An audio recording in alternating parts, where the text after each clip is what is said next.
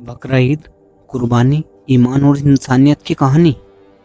दुनिया में कुछ कहानियाँ ऐसी होती है जो सिर्फ एक इतिहास नहीं बनती, वो इंसानियत की सोच बदल देती है। और ऐसी ही कहानी है बकरा ईद की कहानी।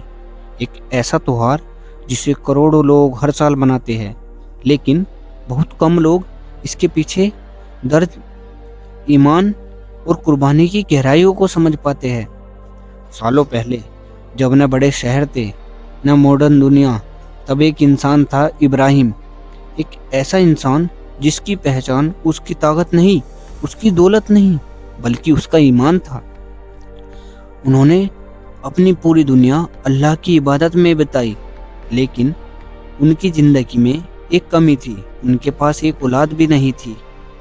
सालों गुजरते गए, दुआएं होती रही, और फिर एक दिन अल्लाह ताला ने उन्हें एक बेटा अता फरमाया। वो बेटा उनकी जिंदगी था, उनकी खुशी, उनकी उम्मीद और शायद उनकी सबसे प्यारी चीज। लेकिन कहानी यहीं ख़त्म नहीं हुई। एक रात उन्होंने एक सपना देखा, और उस सपने में उन्हें अपनी सबसे प्यारी चीज कुर्बान करने का हुक्म मिला। सोचो, जिस बेटे के लिए सालों का इंतजार किया गया, जिसे देखकर हर दिन खुशी मिलती हो, उसी बेटों को अपने हाथों से कुर्बान करना। ये सिर्फ एक आदेश नहीं था, ये ईमान का सबसे बड़ा इम्तिहान था। लेकिन सबसे हैरान करने वाली बात यह थी, उन्होंने सवाल नहीं किया, उन्होंने ये नहीं कहा क्यों, क्योंकि उनका भरोसा उनके डर से बड़ा था।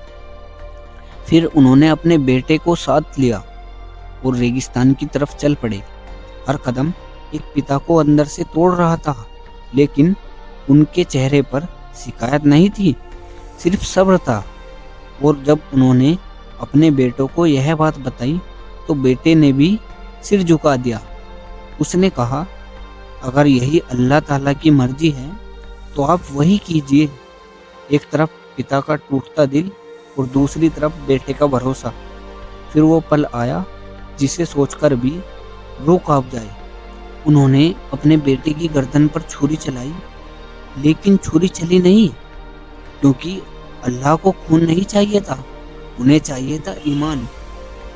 और तभी अल्लाह ताला ने आसमान से एक दुम्बा यानी कि बकरा उतारा। तो फिर वह छुरी उस बकरे पर चलाई गई, तो वो छुरी उस बकरे पर चल गई।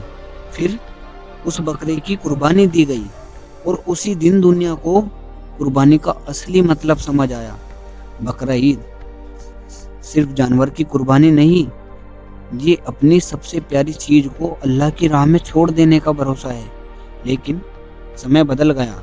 आज बहुत लोग इस त्योहारों को सिर्फ रस्म बनाकर देख रहे हैं। महंगे बकरे, दिखावा, सोशल मीडिया और फोटोज, और इसी भीड़ में कहीं इस त्योहार की असली रूह खोती जा रही है। क्योंकि असल कुर्बानी सिर्फ जानवर की नहीं होती, असल कुर्बानी होती है अपने अहंकार की, अपने लालच की, अपनी बुरी सोच की। अगर इंसान जानवर की कुर्बानी दे, लेकिन नफरत ना छोड़े, झूठ ना छोड़े, घमंड ना छोड़े, तो फिर उस कुर्बानी का मतलब क्या रह जाता है। बकरा ईद सिर्फ त्याग नहीं सिखाती, ये बांटना सिखाती है। जब कोई गरीब उस दिन अपने घर में खाना बनते देखता है, तो उसके चेहरे की खुशी किसी भी दौलत से बड़ी नहीं होती।